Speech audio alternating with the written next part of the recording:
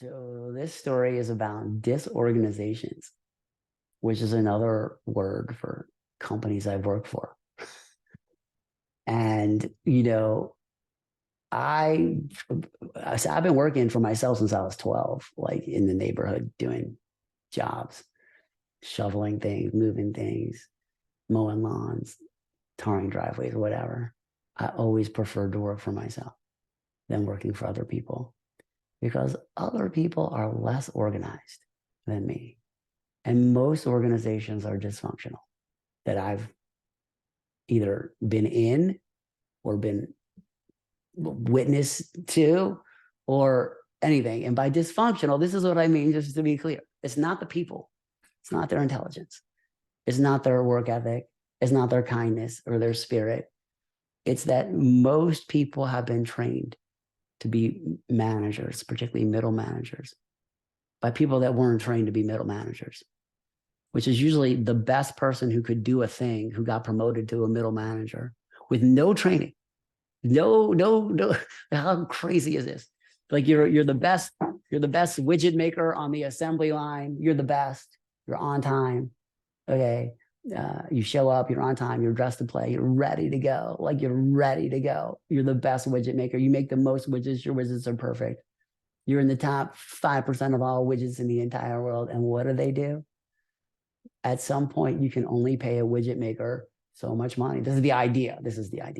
At some point, you peak as a widget maker, and there's no more like things you can do. So they invent this idea that that person that has to be a manager of other people. The best widget maker is the worst manager. It is the clone problem. The clone problem is this typical entrepreneurial problem is the thing that made a person the best widget maker are the things that are rare in human beings. And they show up, they're on time, they come dressed to play, which is prepared with tools and equipment, ready to go every day, every single day. That's what they do. And they're the best one. But 99% of other people don't. And now you put this person, this highly skilled, this unique, rare person in charge of other people that are not like that person. What do you think is going to happen? Dysfunction. Okay, that's what happens because instead of saying to this person who's the best widget maker in the world, your job is to clone yourself. And here's how you do it. Okay, first, you identify what makes you good. Second, we create repeatable tasks and steps that we can like train people in. Third, we find people who want to learn those steps. Okay, we get rid of everybody else. And basically, like the game of improving people can be learned and taught and learned.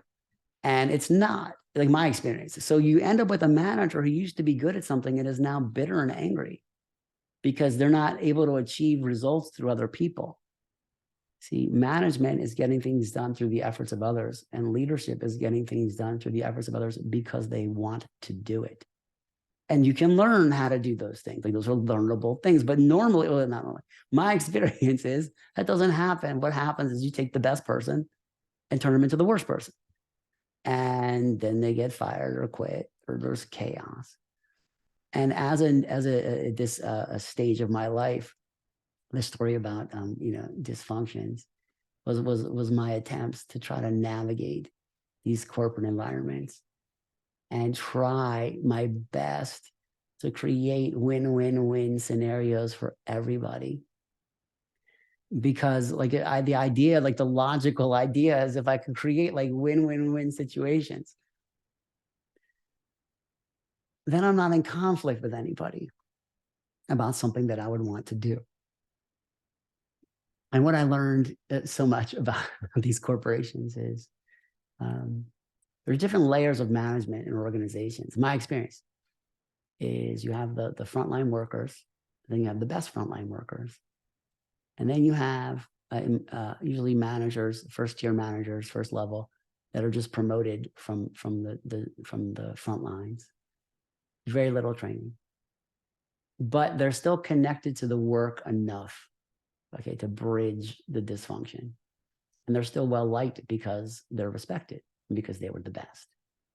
But then you go one level up, which is like firmly middle management. And these people are caught between a rock and a hard place. They're too far removed from the work to have any credibility from the workers. And because of the turnover in the workforce at that level, no one remembers they were the best 2 years ago. So they're just some person telling some other person what to do so that they can get the next raise or bonus or banding or whatever, like the game is that they're trying to play. But meanwhile, people that they work for, there's only like 1 or 2 jobs above them that would make sense in any organization. There's one more level, like in the ones I've worked in. And the person at that level is cutthroat, killer, who plays the game of having people, make him or her look good, and the game of getting rid of enemies that could move up and take the position. And that person is good at that game. And that could be a good game to be good at. Like that could help create value in the business. Like it's possible to create alignment with people that are competitive at that way. But my experience is the opposite effect. And then above that, typically, at least what I've seen, I won't say typically, in my experience, the layer above that is usually the people that survive that environment, which, can be great people like that level. Okay. Can be beautiful, empathetic, compassionate, caring, kind, and they can also be awful. And it depends on the leadership of the company. It depends on the person who's creating the vision for the company of what kind of company is it going to be and how are they going to treat people and handle people. But what I found is that it's usually not designed. That if the person who has the vision is running the company at the sort of top position, may be great at those things, vision, maybe even strategy, but you have to design the layers like I just talked about. I don't just mean the job functions and the KPIs that you measure and like the raise cycles. I mean the culture, because culture is good or culture is bad, and culture spreads either way. So, it's possible to design the business around a good culture of fairness, kindness, quality, the values, principles, procedures, policies. Or it's possible just to let chaos ensue and create disorganizations. And this was an important period of my life because this is when I decided I would never work for anyone else ever again. And that is leading to the next story where I started, what became the profession for the rest of my life.